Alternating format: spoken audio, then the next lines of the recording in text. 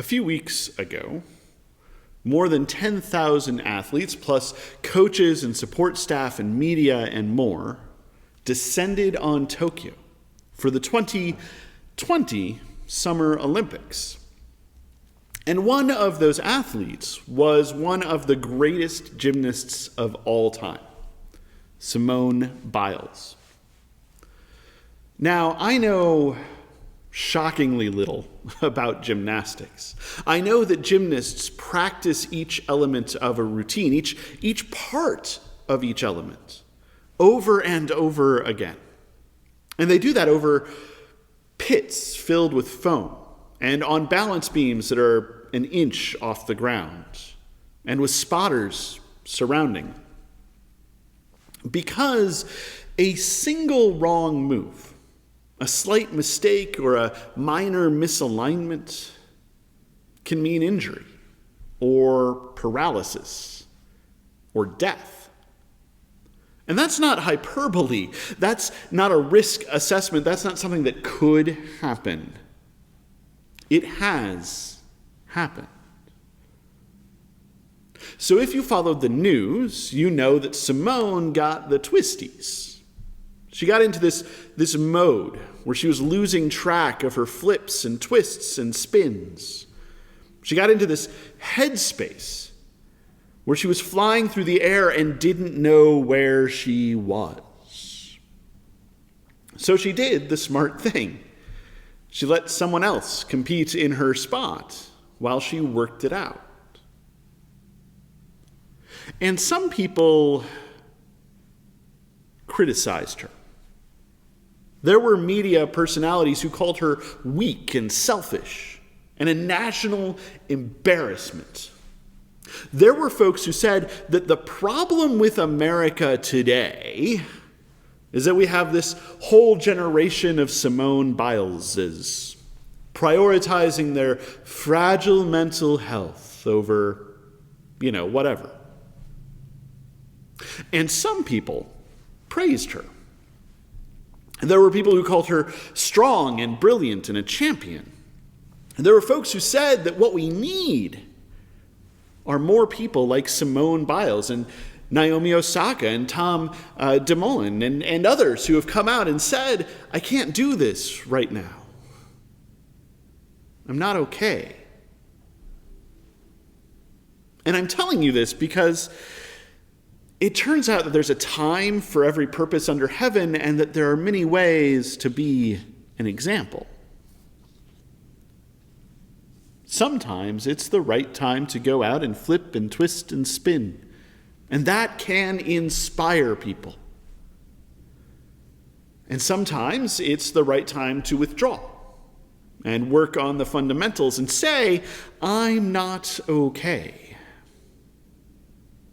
And it turns out that can inspire people too. Today we are continuing our summer sermon series on being a blessing. Leading with love, practicing peace and praying often, giving thanks and being joyful and being kind, doing good and having courage and working for justice. Being the light and encouraging others. We've spent almost a whole summer talking about how these are ways of being blessed and ways of being a blessing. And now, as we are almost at the end of summer, we're almost at the end of this list.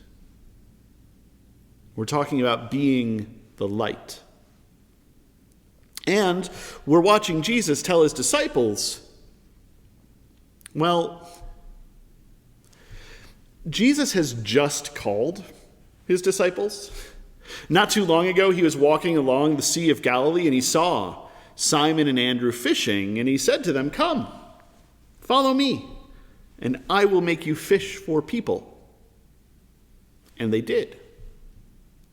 And a little while later, he saw James and John mending their nets, and he said to them, come, follow me, and I will make you fish for people. And they did. And they've been walking through the towns and villages of Galilee, and Jesus has been teaching in synagogues and preaching the good news, curing diseases and healing people. And he's gotten famous. People are coming from all over the place to hear him and cry out to him. And he sees the crowds. And he goes up a mountain with his disciples and sits down and starts teaching them. Blessed are the poor in spirit, and the ones who mourn and the meek, and the ones who hunger and thirst for righteousness. Blessed are the merciful and the pure in heart, and the ones who make peace. Blessed are the ones who are persecuted for the sake of righteousness, and blessed are you when people revile you on my account. And that's a lot. But then Jesus tells them, he tells these disciples who he called from being fishermen on the Sea of Galilee, who he's known for a few days or a few weeks or a few months. He tells them, you are the salt of the earth. You are the light of the world. Don't hide. Let your light shine. And that's a lot. Jesus is laying a lot of stuff on these disciples. Jesus is laying a lot on these people who will prove to be marvelously imperfect. Be blessed and be a blessing. Even when people come after you, and people will come after you. Be the light. Get up high and fill the world. Shine. Like I said, Jesus has just called these disciples. It's been a few days or a few weeks or a few months. And I can't imagine that they have any idea what they are getting into. And now there are crowds. And they're sitting on a mountain listening to their teacher, and he's telling them to shine, and they have to be thinking, we're fishermen. We're not the salt of the earth. We don't give the world its flavor. We're not the light of the world. We shouldn't be on a lampstand. We're just us. We don't shine. And you're you. You shine. Not us. And I get that feeling. I know that feeling. I stand here every Sunday and try to teach you a little bit about how to follow Christ, and I have thought and considered and studied and prayed, and there is still a part of me that says, I am an expert on maybe like 3 things. I can't shine. And I'm willing to bet that there are some people, whether they're sitting in the sanctuary on Sunday morning or watching this video or listening to the podcast, who feel the same way. I'm not the salt of the earth. I don't give the world its flavor. I'm not the light of the world. I shouldn't be on a lampstand. I'm just me. I don't shine. You shine, Jesus. Not me. But here's the thing. Here's the trick. Here's the truth. Those disciples, Simon and Andrew and James and John, didn't shine on their own. Well, maybe they did a little. Doesn't all of creation shine? But they shined. They shined. They were the light of the world because Jesus called them. And here's the thing. Here's the trick. Here's the truth. You shine. You are the light of the world. You should be on a lampstand because Jesus called you. Because Jesus said, come, follow me, and I will make you fish for people, and you did. That is what makes you shine. That is what makes you the light of the world. That is what makes us as individuals and as a church the light of the world. I started this sermon by telling you about Simone Biles.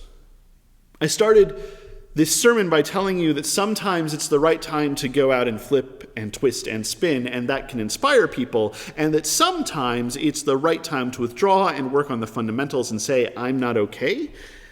And it turns out that that can inspire people too. And I don't know what Simone believes. I don't know if she hears a still, small voice.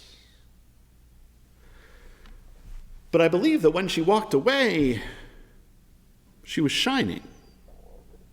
She was being the light. And she was showing the world that no matter who you are, whether you are a world-class gymnast, or a teacher, or a nurse, or a cashier, or a stay-at-home parent, or anyone or anything else, it's okay to not be okay. A few weeks ago, I talked about courage. I talked about having courage as a way of being blessed and a way of being a blessing. I talked about how having courage is about what we do when we are afraid, and I talked about how courage is about being afraid and doing the thing anyway.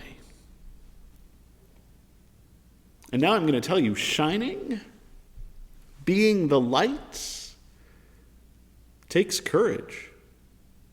It is a brave thing to do, because whenever we shine, when we are poor in spirit or mourn for the world, when we are meek or we show mercy, when we hunger for justice or thirst for righteousness, when we purify our hearts and make peace, when we light the world, there will be some people who celebrate us and some people who criticize us, or persecute us, or revile us. But we do it anyway, because we have courage and because we have faith that we can pass the light around. And with the grace of Christ, the love of God, and the fellowship of the Holy Spirit guiding and upholding us, we can make the whole world shine.